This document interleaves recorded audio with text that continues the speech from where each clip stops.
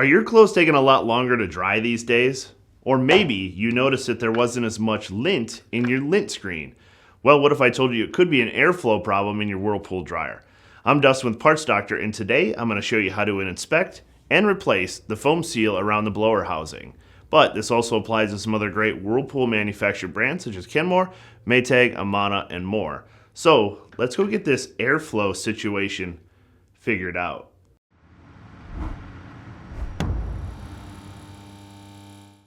If you need to purchase a new blower housing seal for your Whirlpool dryer, you can check out our website, partsdoctor.com, where we offer fast shipping and only sell manufacturer-approved, genuine replacement parts for all major appliance brands. A standard clothes dryer circulates air with a fan that pulls air from inside the rotating drum. This fan is called a blower wheel, and it sits inside a metal duct called the blower housing. To create as much air movement as possible, there is a seal that's adhered between the blower housing and the lint chute. This seal can break down and degrade over time, causing the dryer to lose suction and not dry clothes as effectively. Tools needed for this repair: 1/4-inch nut driver, Phillips head screwdriver, putty knife, your favorite adhesive remover, and rag. Before working on any appliance, please remember to disconnect it from the power. Before you move the dryer, please disconnect the dryer vent hose in the rear of the machine. Before going to the back of the dryer, first pull the lint screen out and remove the 2 Phillips head screws from the top of the dryer. This is a great time to inspect the lint screen to be sure it's not damaged. If there are any rips, tears, or holes, use your dryer's model number to find the correct replacement part on partsdoctor.com. On the rear of the dryer, use a nut driver to remove the 1/4-inch hex head screw holding in the terminal cover plate. Next, remove all the 1/4-inch screws holding the cover panel to the back of the dryer. Carefully remove the back panel and set it aside.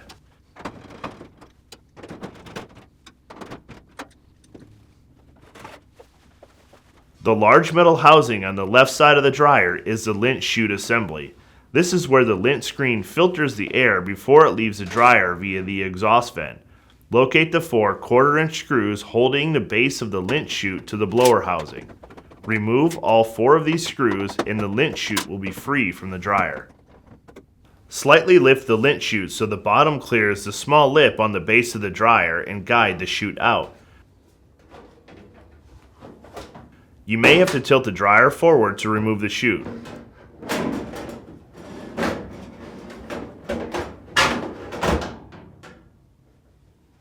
This is a great time to clean out the lint chute, blower housing, and blower wheel of any lint or debris that may have slipped past your lint filter. With the lint chute removed, you can see the 2 foam seals. Inspect them and look for any deterioration, gaps, or damage. If the upper seal on the lint screen vent is damaged, it should be replaced. These 2 seals are different sizes and are not interchangeable. See the description below for a link to a video on how to replace the upper seal. In this video, we are going to replace the lower seal around the blower housing. Using a putty knife, peel off any remaining seal material around the vent.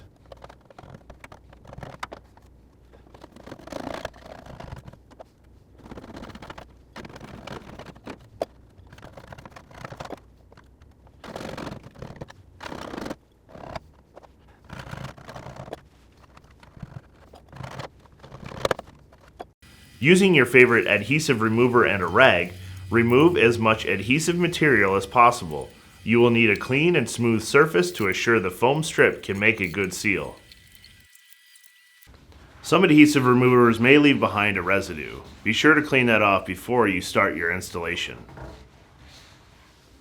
If you need to purchase a new blower housing seal, make sure you get a manufacturer certified replacement part like the ones that we sell on our website, partsdoctor.com.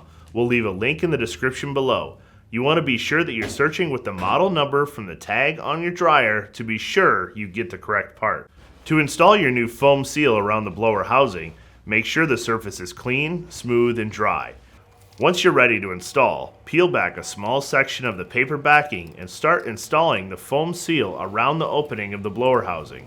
Use your fingers to firmly apply the seal to the surface of the panel, working slowly around the blower wheel. Once you go all the way around, continue moving around the start of the foam seal so there is not a gap between the beginning and the end of the seal. Carefully slide the top of the lint chute assembly back into the dryer's cabinet. You may have to tilt the dryer forward to angle the chute in. Slightly lift the back of the lint chute to clear the lip at the base of the dryer's cabinet. Be sure the openings in the lint chute align with the blower housing and lint screen vent, and reinstall the 4 hex head screws in the base of the chute. On top of the dryer, align the lint chute with the 2 screw holes in the top panel and reinstall the 2 Phillips head screws. Be careful not to drop the screws down into the opening. Slide the lint screen back into the lint chute and ensure a proper fit.